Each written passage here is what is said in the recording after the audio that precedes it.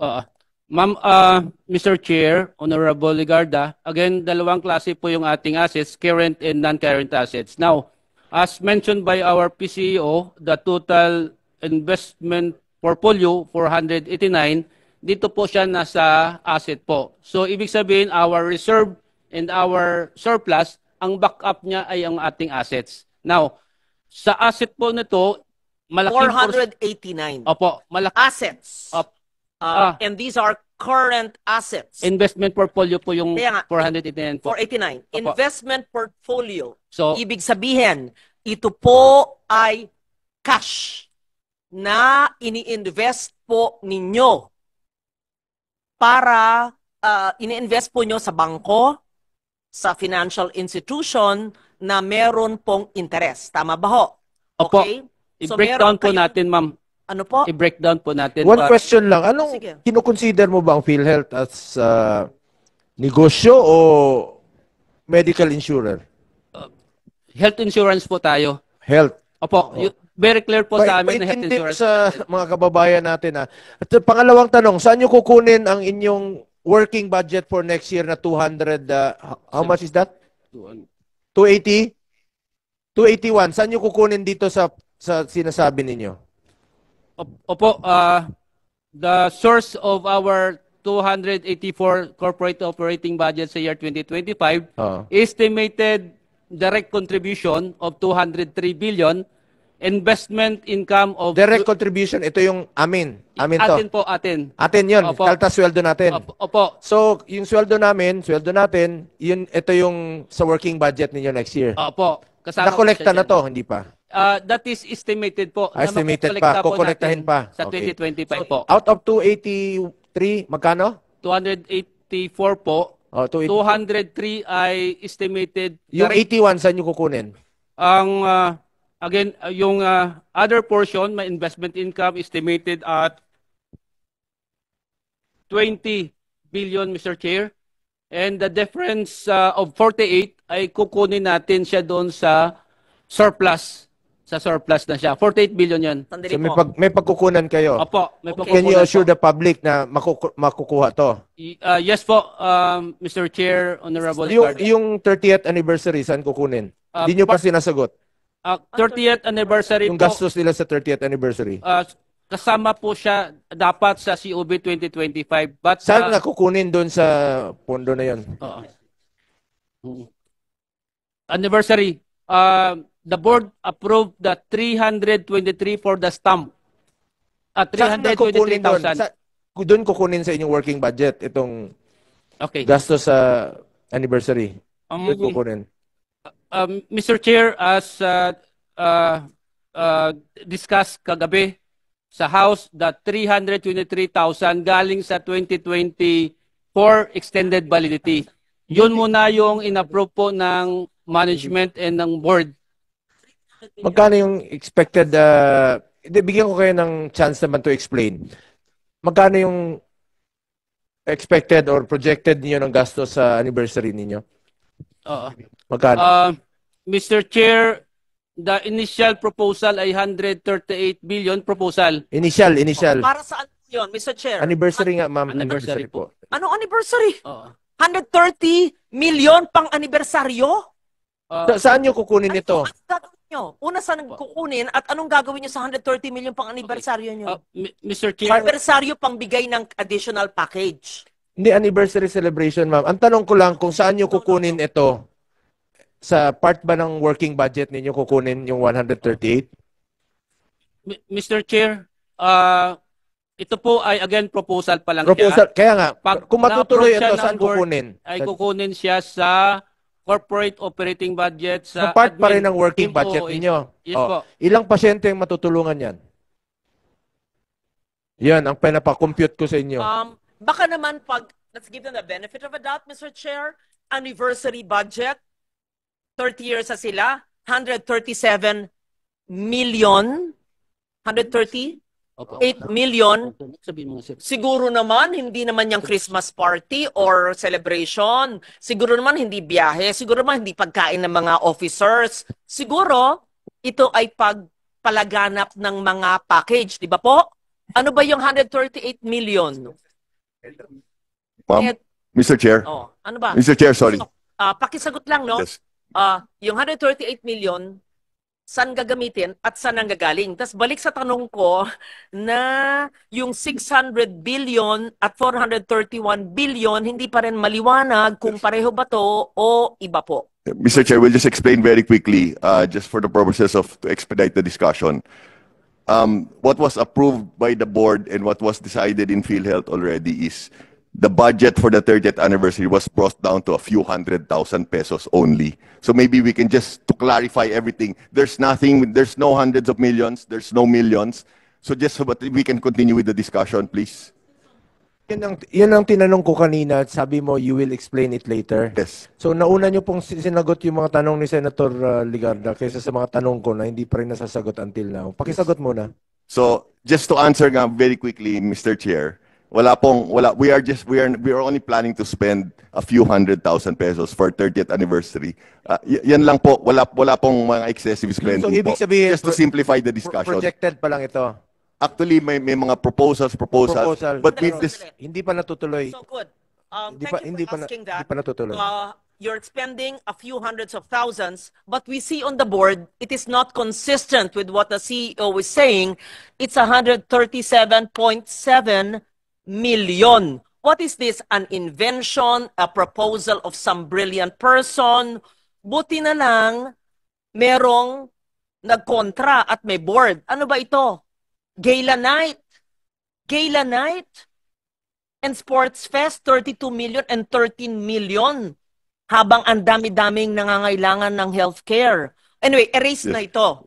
Who's a smart person who gave this? Mr. Chair, this was endorsed by a group inside PhilHealth. Sino So, yung grupo? You have to name the group because you have to enlighten that group. Kung hindi po dinis-approve ng board ito at hindi kami nanunood sa inyo, walang oversight function ang Senado, ang Congress, you could have because you're a GOCC. We don't watch you every day. Mr. Chair, Mr. Chair, Madam, Sino ang brilliant na nagbigay nito? we have an anniversary committee. Sino po ang head ng anniversary committee? The anniversary committee po is headed by Mr. Ray Balenya po.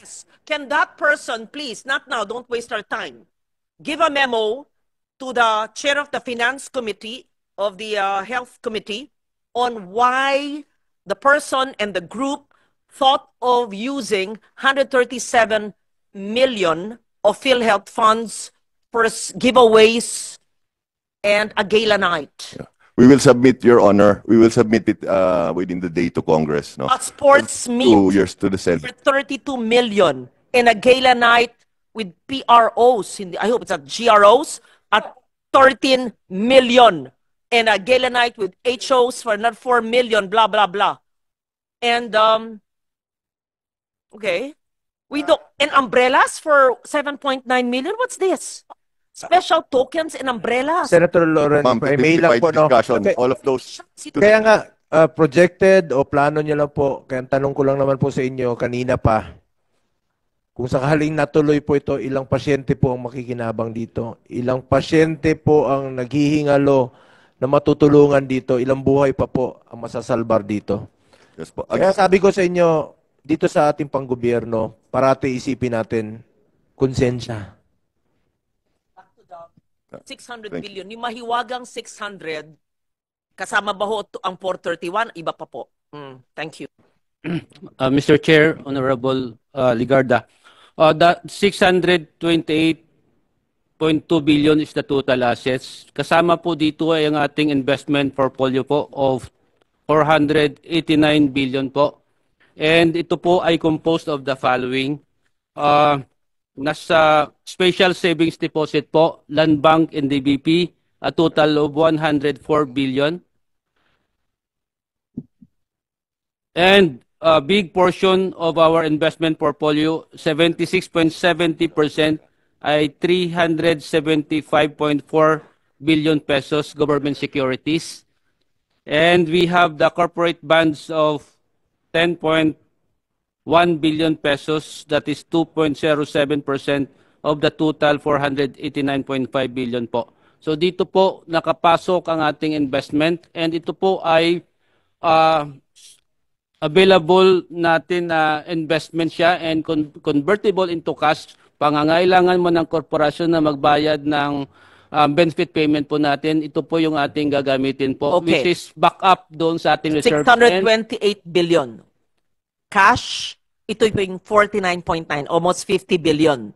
Ito po yung nakadeposit sa government institutions, right? yes po, ma'am. Okay. Investment in time deposit, pareho pa rin sa cash and cash equivalents and investment in time deposits. Opo. 49.9 and 71.5. Tama po? Opo. Ano yung cash equivalents? Ano yung 49 kung hindi po time deposit? Opo. What are these?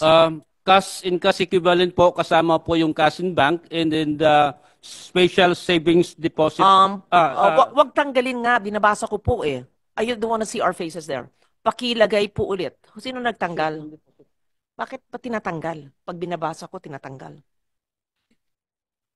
Pakibalik. Please naman po. Iniisa-isa ko, tapos tatanggalin. Ibaba mo na yung bag mo. Okay po. So, the cash on hand, not in time deposit, is 49.9 and time deposit is 71. Receivables is 112. Receivables from whom? From members? Ano po yung receivables nyo? 112 billion. Receivables, Mr. Chair, Honorable Ligarda, receivables from national government, NGA, of 77 billion. No, it says here po 112.9 billion. 2024. Opo, 112 po siya. A breakdown po yung binabasa ko ngayon. The breakdown. Then Opo. say so. Because I cannot read your phone. Sir, Opo. pag nagbabasa po ako, iba po yung sinasabi nyo, so I get confused. So, Opo. you could kindly say it on the mic because Opo. we're recorded. Opo, Thank you. thank you po. So, of the 112, what's the breakdown, sir? Receivable from national government, this is 77 billion. Receivable from direct contributors, 52 billion. Accrued interest receivable from investment of 6 billion. Of course, this is 130 billion more or less, Mr. Chair, Honorable Ligarda. And allowance for impairment, pinabawas po natin is 24 billion po. So that's the net of 112.9 Okay, billion. ano pong ibang current assets nyo? Very broad ang nakalagay po. Ano yung 1.6? 1.68 billion. Ano po yun na current assets? If it's not cash or time deposits. Water. Can you ask for the plain water? Thank you. Other What assets, Mr. Chair,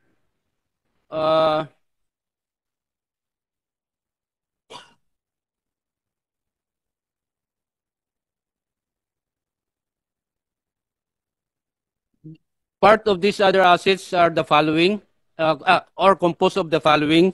We have the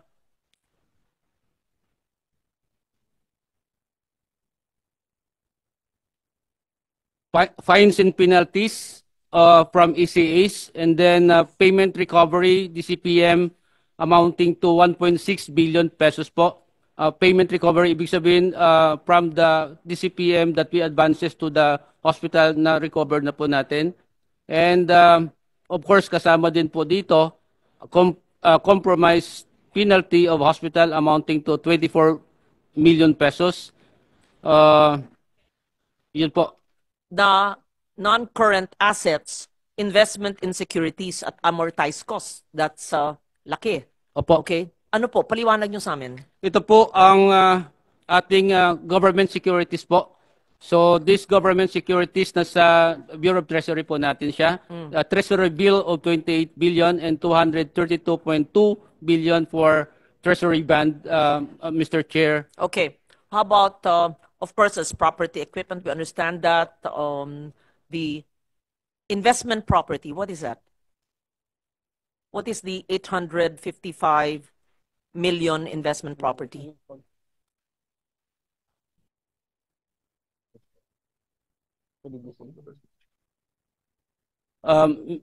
Mr. Chair, Honorable Ligarda, this investment property are lupa nasa BGC. At Madam Chair, ang isa pang lupa ay nasa Quezon City. Why did you purchase the property? What is it going to be used for? Does it have income? Or is it a vacant lot? The property, Madam Chair, sa Quezon City ay para sa head office ng korporasyon. You're using it as a head office. Yes, we will be using for... You're building on the vacant lot. Yes po, magbibuild pa lang po si PhilHealth. Inaasikaso po You yung... are only renting your offices now. Yes po. And you're building in Quezon City. Yes po. How about the BGC property? The BGC property naman po, Mr. Chair, Honorable Ligarda, this is in payment to the premium contribution ng PhilHealth. So instead of utang nila, babayar ng cash, property ang binigay kay PhilHealth. Sino po ang nagbayad sa inyo ng property instead of premium? Mr. Chair, ito po ay from SSS. Mr. Chair, Madam Honorable Ligarda po. Instead of SSS paying you in cash, they paid you with the property? Yes po. What year Mr. was that? And what This was is the transfer of Medicare SSS to PhilHealth after the enactment of Republic Act 7875 po. So it increased in value? Yes po. Because that was long ago. Yes po. Okay. How about property and equipment? Property and equipment. Kasi investment property, that was real estate. It says here, property and equipment, 1 billion. Anong klaseng property na hindi po investment property ang nakalagay po sa susunod? Gusto ko lang maintindihan. Kasi pera to ng taong bayan eh. Mr. Chair, Honorable Ligarda, this is composed of land and land improvements, of course, the building and structure and leased improvement, and of course, we have the furniture, fixtures, equipment, and books kasama dito, Okay. and our motor vehicle pati Okay, po. proceed. What do you mean by right of use assets? Right of use assets, Madam, Mr. Chair, Honorable Ligarda, ito po yung sa rental po ng corporation. Mga opisina po natin that we are renting that is being capitalized right now and then form part of the non-current assets How po. about intangible assets? Intangible assets, Mr. Chair, Honorable Ligarda, these are mga softwares that the corporation bought or developed ginagamit po sa ating operation po. Okay. Earlier this year, there was a proposal, an attempt to utilize 89.9 billion, was it? Because they said there was unutilized funds. May we know, we have now 628 billion in your assets and non-current assets. Saan po manggagaling tong 89? But I think there's a case in the Supreme Court, right? Hindi na natuloy. Saan po manggagaling ito dapat? Mr. Chair, Honorable Ligarda. I'm not in favor of course, I'm not in favor of this transfer, but I read it. There was a Senate hearing about it. Among all of this, saan po manggagaling yung 89.9 billion termed as unutilized funds? Opo, we have 89.9 and of course, na-transfer na po natin ng 60 billion. Ito po ay kinuha ang 89.9 as part of our surplus or excess. And then, ang ginamit natin na... Galing po dito sa 628, hindi po? Yung pera po ay nanggaling po dito sa ating investment in time deposit or in our investment in securities as well. Kaya bumaba po yung ating investment portfolio of 60 billion po as report as of October po because ang ating na-transfer po out of the 89.9 ay isang 60 billion already po. Where is the 60 billion now? The 60 billion is transferred to the Bureau of Treasury po. So where did the 60 billion come from? In the current assets, investment, and time deposits, or in others in the non-current assets? Yes po, portion of that one ay kinuha po natin sa investment securities at amortized cost. Ibig sabihin, yung mga na mature na mga securities po natin, and of course, ang ating time deposit ay nilikom po natin at saka binigay natin in 3 tranches po to. So these figures, dinededuct na po itong 89.9. Yung 60 billion Yung pa lang po. 60. Opo. And there's 29.9 still Opo. here. Opo, as part of our liabilities po. Where is your liabilities there? Show us what line. Can you please move upward? Salamat po. Meron pa pala dyan. Opo. Okay. So, ibig sabihin, you are mandated to transfer the 29.9 billion even with the Supreme Court case? No po, we stop Mr. Chair, Honorable Ligarda, the transfer, that's the reason why it's part ng liability pa lang po because we have the What will TRO. happen to the 60 billion in the Bureau of Treasury? It was already transferred by PhilHealth to the Bureau of Will it Treasury. be returned to PhilHealth? And what use will it be? Or will it stay there? May I know? Mr. CEO? Chair, just a brief history, Madam Chair. So the case was filed with the Supreme Court.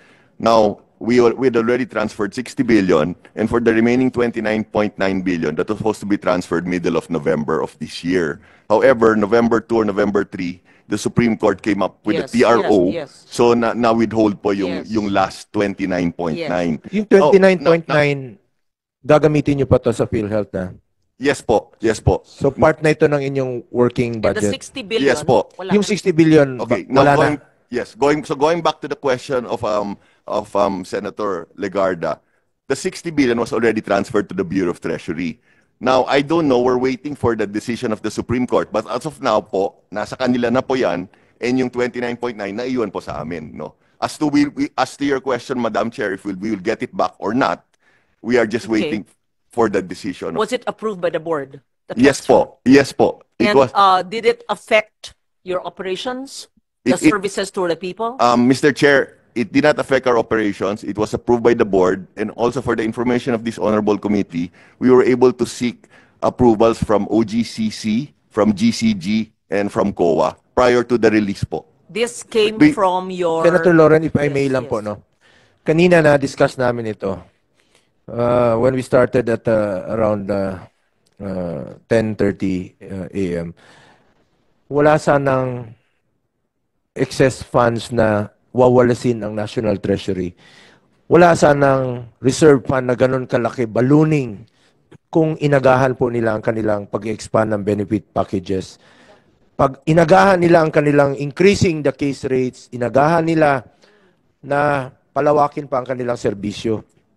Ngayon lang sila nagkakandara pa dahil naging controversial na po ang PhilHealth. So, sana napaaga po itong dapat ninyong gawin. Maraming mga kababayan natin, mga pasyenteng mahirap ang nakinabang dito. So, please lang po, shape up. Please, shape up po. Bilisan nyo. Kasi sinabi nyo noon, 9,000 case rates po yan. Kaya, kailangan nyo ng panahon. Since July 30 na po tayo nag-hearing. Monthly tayo nag-hearing dito. Kaya nga po na, ito yung mga health workers natin, ma'am, na nabayaran na po ang kanilang health emergency allowances. Since March pa itong hearing natin, 11th hearing ko na po ito. Yun nga, isa rin po sa napaka-importanting tatalakayin natin ngayon dito, aside from PhilHealth, ay ito pong health emergency allowances. Baka bago maubos ang oras natin dito sa compute ay gusto nating importante lang po ito na ayaw kong makaligtaan. Kasi dito nag-umpisa itong hearing na ito eh. Dito sa health emergency allowances natin. Una-una, issue about health emergency allowances na services rendered na pinagpawisan, pinagpaguran po ito ng mga health workers natin. Sa ating pagpupursige, salamat sa DBM at DOH, finally, nabayaran na nila, nababa na yung pondo sa regional offices. Ang tanong na lang po ngayon is how about the appeals? Kasi ang daming nainggan yung mag-claim. Dahil nagkaroon sila ng pag-asa na babayaran po sila. Some updates lang po. Before that, I would like to acknowledge Senator Bato de la Rosa.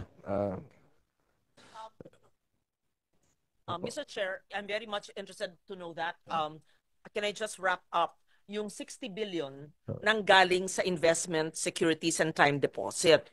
Ngayon po nasa Bureau of Treasury. So, merong loss of earning capacity through the interest. Magkano na ang nawalang interest dahil linipat nyo sa Bureau of Treasury, dati kumikita po ang investment sa under your time deposit and investment securities. I just want to know, nalugi pa ang investment natin dahil yung 60 billion ay linigay nyo sa Treasury na hindi naman time deposit at hindi investment. Hindi lang yan, ma'am. Hindi sana wawalisin ng National Treasury yan kung ginamit nila earlier yung mga programa na dapat increase nila yung case rates, expand benefit packages. Ang daming sakit eh. So, sagutin po nyo, meron bang loss of interest? At pangalawa, anong dahilan ba't hindi nyo ginamit sa pangangailangan ng taong bayan? Just very brief, very brief. Thank you. Mr. Chair, Honorable Ligarda, if possible po, mag-submit na lang po kami ng report because this interest po, wala ko kaming dalang computation ngayon. Yes po, may, of course, sa 60 billion, may interest na nawala talaga. Paki-compute nga. Paki-submit rin po dito, paki-compute yung gusto ni Senator Loren. Submit niyo po dito sa komite. Yun yung tanong ko, ba't hindi ginamit sa mga benefit packages? Kasi kung wala, kung naghamit nga nila yun, Ma'am Loren, ay sana wala silang excess funds at hindi magbabalon ang kanilang reserve fund. Mr. Chair, if I may address the question of Senator Legarda. Ma'am, I'm just going to estimate, no, roughly the interest is around 4 to 5%. We transferred 60 billion. And maybe it was from April until April, May, June, July. So maybe 6 or 7 months. So that would be 5% per annum of 6. So estimate is billion. Ma'am, rough estimate, Mama, Mr. Chair, is around 1.5 billion in interest income that was lost, Ma'am, when we transferred it. Because most of them were earning, ma'am, roughly 4 to 5%. Sa savings yan at saka sa treasury bills. I hope that addresses your question, ma'am. Thank you po. Thank you, Mr. Chair. Salamat. Balikan ko lang muna yung health emergency allowances. Bago matapos ang taon, sana naman maging masaya ang Pasko ng ating mga health workers pag nabayaran sila sa kanilang dapat tanggapin services rendered na po ito. May we get an update from the DOH, kumusta na po? Release na ba? Lahat?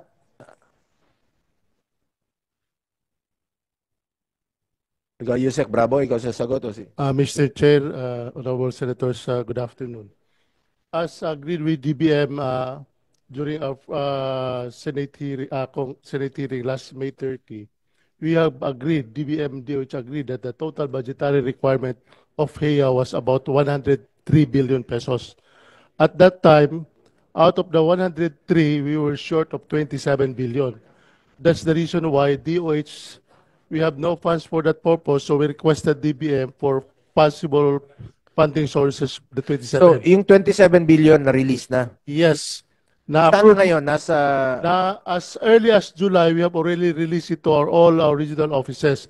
And we were, based on our earlier last report, I think 95% of the 27 billion were already released to the barangay health workers. Bakit po marami pang mga health workers sumisigaw hanggang ngayon ng HEA? May taga Naga. Sino ba yung mga invited dito? Ayun, from Naga. Sino pa yun? Mr. Chair. Ayun. Ilang grupo kayo? From Naga. Saan kayong grupo? From Camarines Norte Provincial Hospital po. Saan po? Camarines Norte Provincial. Camarines Norte Provincial Hospital. Yes. Naga, anong grupo kayo?